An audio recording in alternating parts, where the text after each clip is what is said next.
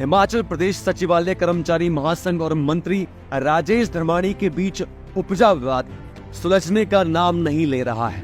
सचिवालय कर्मचारी महासंघ के नेताओं की भाषा पर आपत्ति जताते हुए राजेश धर्माणी ने कहा कि महासंघ के कुछ नेता गुंडे मवाली की तरह की भाषा का इस्तेमाल कर रहे हैं, जो कि उनके कंडक्ट रूल के खिलाफ है। सरकार ने कभी भी कर्मचारियों के डीए और एरियर देने को मनाही नहीं की है। सचिवालय कर्मचारियों ने बिना मांग पत्र दिए बवाल खड़ा किया है और मुख्यमंत्री, मंत्रियों और सीएस पर टिक्का टिप्पणी कर रहे हैं। राजेश धर्माणी ने कहा कि सचिवालय कर्मचारी महासंघ के अध्यक्ष सबको सर्टिफिकेट दे रहे हैं और जिस भाषा शैली का इस्तेमाल हुआ है वो जायज नहीं थी। दायरे में रहकर अपनी बात रखने का सभी को अधिकार है। कुछ लोग सरकार के खिलाफ षड्यंत्र कर रहे हैं। राजेश धर्माणी ने कहा कि हिमाचल के समग्र विकास के लिए सबकी जिम्मेदारी है और सभी कर्मचारी भाई बहन सरकार का अभिन्न अंग है। कांग्रेस सरकार हमेशा से ही कर्मचारी हितैषी रही है। ओल्ड पेंशन स्कीम बहाल की है। अभी तक 7% डीए भी दिए गए। भाजपा सरकार से कर्मचारी की 9,000 करोड़ की देनदारी विरासत में मिली है। एनपीएस का 9,200 करोड़ रुपए भारत सरकार के पास पेंडिंग है, लेकिन उसके लिए कोई धरना प्रदर्शन नहीं कर रहे हैं।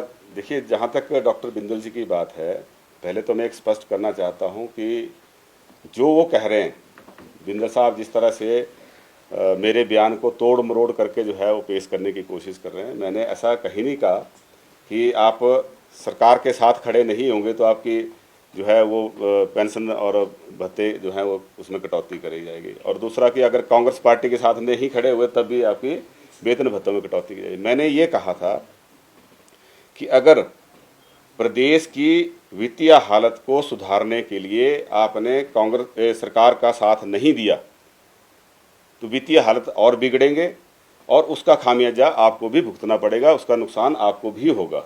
तो दोनों चीज़ों में भारी अंतर है ना। सरकार के साथ खड़ा होना कोई गुनाह नहीं है। अगर हम हिमाचल प्रदेश के हित में, हिमाचल प्रदेश के वित्तीय स्थिति को सुधारने में सरकार के साथ खड़ा होने की अपील करते हैं तो मैं समझता हूं कि ये राइट स्पिरिट में है और हमने सही बात जो है अपनी कही है। हमने कर्मचारी भाई बहनों से अनुरोध किया है और मुख्यमंत्री जी ने भी अनुरोध किया है। और दूसरा, जहाँ तक मंत्रिमंडल से हटाने की बात है, मैं डॉक्टर बिंदल जी से ये कहना चाहूँगा कि मैंने ऐसा कोई काम नहीं किया आपकी तरह जिस वजह से आपको बीजेपी नेतृत्व ने बर्खास्त किया था, एक किस्म से इनको हटाया था, है ना। तो हमने ऐसा कोई कारनामा नहीं किया आपकी तरह। आपके कारनामों की काली चिट्ठी जनता के सामने सब जानते हैं कि क्या क्या कारनामे आपने जो है स्वास्थ्य मंत्री रहते हुए खिलाए। खड़े थे कि इनको प्रदेशाध्यक्ष से भी बर्खास्त किया था, है ना, मंत्री पद से भी बर्खास्त किया और प्रदेशाध्यक्ष के पद से भी बर्खास्त किया था। तो उस तरह के कारनामे हमारे नहीं है। हमारा साफ सुथरा काम है, जो कहना है, जो मन में है, जो जनता के हित में है वो बात कहनी है और हमने वो कहने में हमें कोई गुरेज नहीं है। Thank you. आज बड़े सौहार्दपूर्ण तरीके से जो है हिमाचल जो अराजपत्रित संघ है उनके 2 फेडरेशन जो हैं, दोनों के साथ जो है आदरणीय मुख्यमंत्री जी की मुलाकात हुई, उसमें मैं भी मौजूद था और एक जो हमारे लेक्चरर एसोसिएशन है उसके साथ भी जो है बातचीत हुई है। उसमें जो भी उनकी उचित मांगे हैं उनको मानने का जो है आदरणीय मुख्यमंत्री जी ने आश्वासन दिया है और वो आश्वस्त होकर पूरी तरह से उन्होंने सरकार को भरोसा दिलाया उस मीटिंग में, जिसकी रिकॉर्डिंग भी शायद आप तक पहुंच गई होगी, कि हम सरकार को पूरा सहयोग देने के लिए तैयार हैं। 6 महीने का समय मुख्यमंत्री जी ने मांगा है। हम पूरी तरह से सरकार के साथ खड़े हैं और हमें कोई जल्दबाजी डीए को लेकर नहीं है। लेकिन जो हमारे सचिवालय के कर्मचारी संघ है, इन्होंने एक ऐसा बवाल खड़ा कर दिया जो ठीक है कि प्रजातंत्र के अंदर हर आदमी को अपनी बात कहने का हक है। वो गेट मीटिंग करते, शांतिपूर्ण तरीके से करते, और जो मुझे जानकारी मिली उसके मुताबिक तो उन्होंने अपना कोई मांग पत्र भी सरकार को नहीं दिया था। बिना मांग पत्र दिए अचानक उन्होंने जो है ये हल्ला बोल दिया और उसमें जो है जिस भाषा का उपयोग किया गया वो सारी मर्यादाओं को तोड़कर किया। वो असभ्य की श्रेणी में आता है। एक फिल्थी और अब्यूजिव लैंग्वेज जो है उसको यूज़ करने का किसी को अधिकार नहीं है। अब मंत्रियों को पर टीका टिप्पणी कर रहे हैं, मुख्यमंत्री के पे कर रहे हैं, चीफ सेक्रेटरी को कह रहे हैं कि ये नालायक हैं, मुझे कह रहे हैं कि ये मंत्री बनने के लायक नहीं थे। तो मैं तो मंत्री को ऐसे थोड़ी बनते हैं। मुझे तो घुमारवीं की जनता का धन्यवाद करना है जिन्होंने हमें लगातार जो है चुनाव जिताए हैं, और पार्टी हाईकमान का धन्यवाद करना है जिन्होंने हमें इस काबिल समझा। लेकिन जो सचिवालय कर्मचारी महासंघ का अध्यक्ष है वो जो है उसका सर्टिफिकेट दे रहे हैं कि फलां व्यक्ति भी नालायक है, फलाना भी नालायक है, जैसे जो है वो सब कुछ वो जिम्मेवारी सर्टिफिकेट देने की उन्हीं के ऊपर आ गई है। उन्होंने जिस भाषा शैली का इस्तेमाल किया है वो किसी तरीके से जायज़ नहीं है, और उनको कंडक्ट रूल्स उन्होंने पढ़े होंगे, लेकिन क्योंकि कर्मचारी जो सचिवालय में ड्यूटी देते हैं उनसे तो हम उम्मीद करते हैं कि उनको कानून नियम की ज़्यादा जानकारी होगी, है ना, लेकिन वो नहीं, उन्होंने उसका इस्तेमाल उसका दायरे में रह के बात नहीं अपनी की है।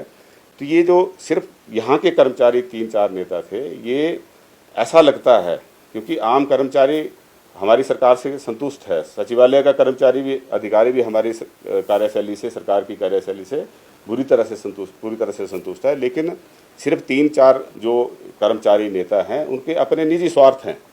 एक व्यक्ति तो जो है वो मेरे पास भी आया कि मुझे अपने स्टाफ में लगा दो, उसने भी बहुत सारा भाषण दिया, है ना, लेकिन उसके पीछे जो है कई के केसेस पेंडिंग थे, इसलिए जो मेरे पास फीडबैक थी उसमें उस व्यक्ति को मुख्यमंत्री के कार्यालय में लगाने के लिए जो है वो सही नहीं पाया गया। और हमें ये लगता है कि कुछ लोग जो सरकार के खिलाफ लगातार षड्यंत्र करते हैं ये उनके हाथों में भी खेल रहे हैं, है ना, बाकी कर्मचारियों को मोहरा बना रहे हैं, अपनी नेतागिरी चमकाने के लिए बाकी कर्मचारियों को इस तरह से इस्तेमाल करना किसी भी तरीके से वाजिब नहीं है। लेकिन ये तो जैसे गुंडे मवाली भी इस तरह की भाषा का इस्तेमाल नहीं करते जिस तरह का भाषा का इस्तेमाल जो है इस प्रदर्शन के दौरान इन 3-4 नेताओं ने किया है। तो ये बिल्कुल सरेआम जो है जो अनुशासन है उसकी अवहेलना है, कंडक्ट रूल्स के जो है अनदेखी की है, उसको पूरी तरह से तिलांजलि दी है। तो इस बारे में जो है ये इनको भी सोच समझना चाहिए कि हम किस दिशा में जा रहे हैं। गेट मीटिंग होती है सिर्फ जो आपका ऑफ टाइम है, ड्यूटी टाइम नहीं है। तो 1 से 2 बजे तक लंच टाइम था, ये तो 3:30 बजे तक भी दोनों दिन जो है वो चली है। हम उनकी बात से बिल्कुल सहमत हैं। देखो लगभग 58,000 करोड़ का बजट हिमाचल प्रदेश में है, उसमें से लगभग 45% जो है ये वेतन और पेंशन पे खर्च होता है। 45% में से ये लगभग जो है ये 27-28,000 करोड़ रुपए के करीब बनता है। 2300 करोड़ जो है हर महीने जो है सैलरी पेंशन पे लगता है। तो इसमें जो विधायकों को और मंत्रियों को मुख्यमंत्री को टारगेट कर रहे हैं तो उनके ऊपर तो मुश्किल से 25 करोड़ के करीब खर्च होता है, पूरे बजट का 25 करोड़ खर्च होता है। लेकिन फिर भी मैंने पिछले कल भी कहा था कि अगर हमारे सामने आप बैठें, क्योंकि हमारे ऊपर कट लगाने से कोई बड़ा ज़्यादा योगदान जो है उसमें नहीं मिलेगा फाइनेंशियल हेल्थ को ठीक करने में, है ना, लेकिन हम सब जो हैं इसके लिए तैयार हैं, बशर्ते आप भी तैयार हों। सिर्फ इन 3-4 नेताओं के जो सेक्रेटरीट में यहाँ एक बवाल खड़ा कर रहे हैं और बातें क्या कर रहे हैं कि मैं तो मुख्यमंत्री हूँ। भाई मुख्यमंत्री ऐसे थोड़ी बनते हैं। कोई कर्मचारी अपने आप को मुख्यमंत्री के साथ इक्वेट नहीं कर सकता, विधायक के साथ इक्वेट थोड़ी कर सकते हैं।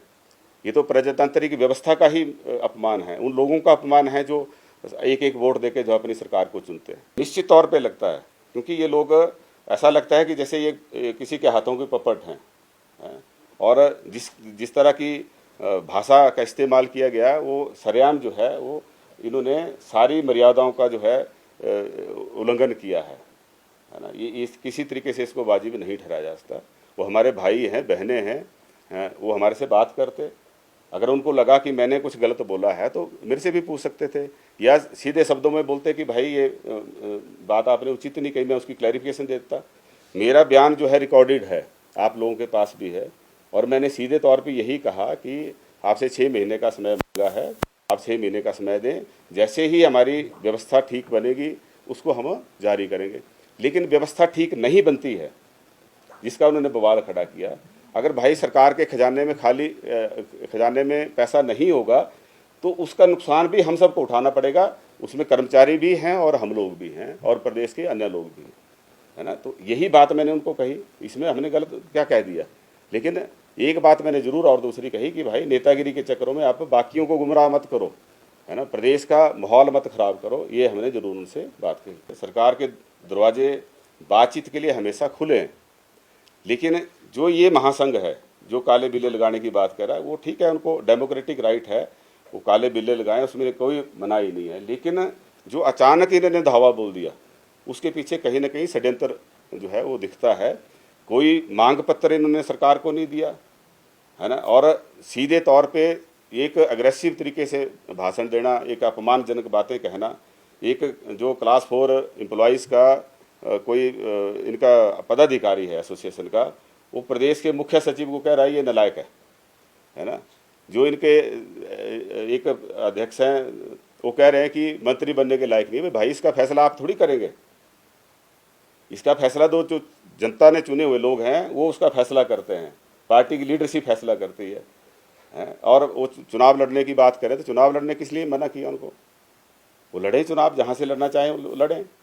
लेकिन जब तक वो सरकारी नौकरी में हैं तब तक इस तरह की बातें करने के लिए जो है वो नियम कानून उसकी इजाज़त नहीं देते हैं। लाइफ टाइम्स टीवी के लिए शिमला से सोनी की रिपोर्ट। त्योहार के इस सुहाने सीजन में गोयल मोटर्स नेटवर्क की सोलन और शिमला स्थित नेक्सा शोरूम में पाई इंडिया की सबसे पसंदीदा गाड़ियों पर खास ऑफर। इग्निस, बिलेनो, फ्रॉन्स, जिम्नी और ग्रैंड विटारा जैसी शानदार गाड़ियों को खरीदने का साल का सबसे बेहतर वक्त। नेक्सा का खास ब्लैक एडिशन उपलब्ध है। सभी तरह की गाड़ियों से एक्सचेंज और अपग्रेड ऑफर भी। तो देर किस बात की, आज ही सोलन या शिमला में गोयल मोटर्स के नेक्सा शोरूम में पधारे और पाएं कार खरीदारी का एक कभी ना भूलने वाला सुखद अनुभव।